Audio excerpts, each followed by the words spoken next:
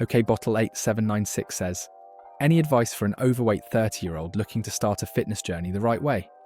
As the title says, I'm looking for easy-to-understand advice on how to set healthy habits and obtainable goals throughout 2025.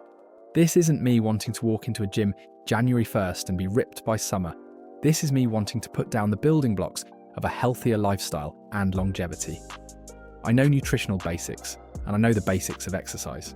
But what I really want to know is what baby steps you guys would recommend for a complete beginner to set healthy habits that will last for years to come. Any suggestions will be welcomed.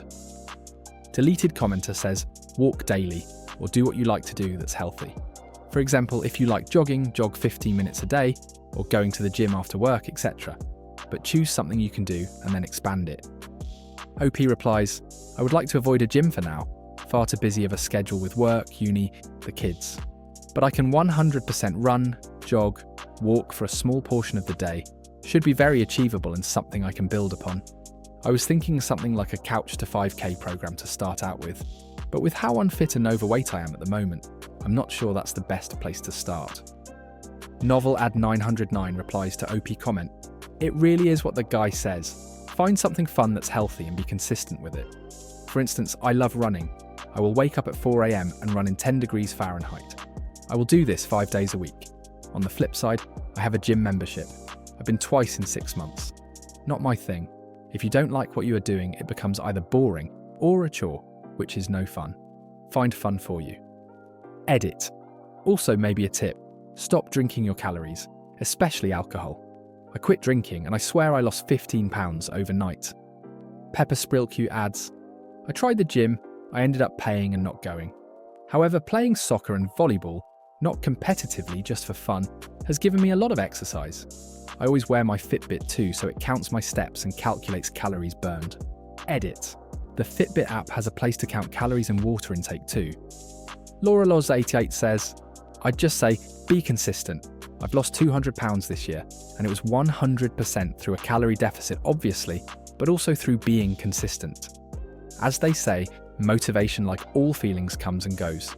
I walk my steps even if I don't want to, which I don't want to a lot, and I eat in my deficit. As I've gotten further, I learnt different things that I've incorporated, such as eating more protein and fibre, but I wouldn't be where I am now if I didn't get up every day and just do it. Whatever your goals are, just keep at it. Response from OP, 200 pounds is a fantastic effort. I'm going to try and be as consistent as I possibly can, small steps at a time, but consistent ones. An exchange between OP and CR8Z13 says, not everyone is able to pull this off, but weighing and logging everything I eat helped me lose over half my body weight. OP, first off, incredible effort, well done. Secondly, did you use a notepad or specific app to keep your food diary? Did you also count calories along with it? CR8Z13, I use the Lose It app. It figures out your calorie budget automatically based on your height and current weight, and it adjusts accordingly as you continue to lose. The free version is somewhat limited, but I purchase premium for features I find useful, like barcode scanning and activity tracker, Fitbit in my case, integration. Some people track via Excel spreadsheet, but I can plan meals in advance with just a few taps. Once you have several meals logged, I tend to repeat meals a lot. I'm maintaining now, but I still track everything. To keep myself honest, I'm still not very good at eyeballing things. Best of luck to you. I've been dieting off and on since the 90s, and tools like Lose It make the process easier than ever. Mufasa12 says, immediately stop snacking and up your water intake. That helped me lose 10 pounds. Scarlet Spire says, look at the nutritional and serving size info on foods. That helped with figuring out the math of how much I was eating. Eat more soups and smoothies. They'll have more of the nutrients you need. Get some light weights, 5 pounds, and put on a reality show while you're lifting weights. Rest days are important. Fit the exercise into your day. When the weather is nice, I usually commute by bike. It's about the little steps. They lead to the big steps. A reply from Zulu says, this last sentence you wrote is so helpful, thank you. Hard to keep in mind when starting for sure. Fabulous Bullfrog 9610 says, do small things and add another small thing each week. Exercise, walk a certain amount, and add to it next week. Park your car far from entrance. Take the stairs. Eat high-quality, healthy foods that you love. Veggies, fruit, chicken, salmon, eggs, beans, healthy fats, dairy. Cut down or eliminate red meat. Limit alcohol 1 time a week. No or very few ultra-processed foods. If it is too hard to change your diet all at once, pick 1 or 2 things for 1 week and then add. Sedna CNY and OP's interaction reads, "Hi, leave processed unnatural sugars alone." OP replies, "This is something I'm going to incorporate through the year, only having natural sugars and leaving the rest behind, especially the drinks." Sedna CNY adds, "I started with drinks then candy. Much power to you on this journey." OP's final response, "That is my plan. Thank you, I appreciate it." Dragon Dew says, "Get a personal trainer to get you going on a safe, productive routine." Nundi Nick says, "I use the Lose It app to count calories. For sustainable weight loss, I chose the slowest decrease.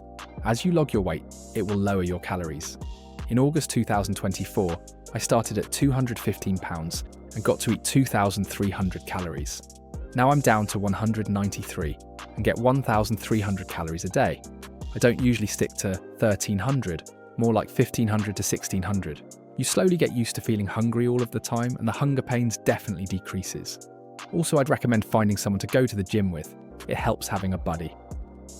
Lady Diva 1969 says, "If not wanting to join a gym, I would suggest something like chair yoga or chair Pilates. You can get the videos free on YouTube. Also, meal prepping. I'll be 56 in January, and I'm working on incorporating these things into my life. My biggest issue is I live alone and work from home, so I've been looking for a few people who can encourage me and hold me accountable without being total buttheads about it. Hope this helps." Lion Tiger Elephant says, "Be average or below average, but for a long period of time. Don't try perfection. Journal your actions, food, workout, and sleep. A weekly review would give you an idea what to do next. A monthly review gives you a sense of satisfaction. Review without judging. PS. After many attempts, the above approach is helping me." Salu says, "I'm in the same boat. Low-key mall walking's kind of fun when I have little motivation. Window shop while getting steps in.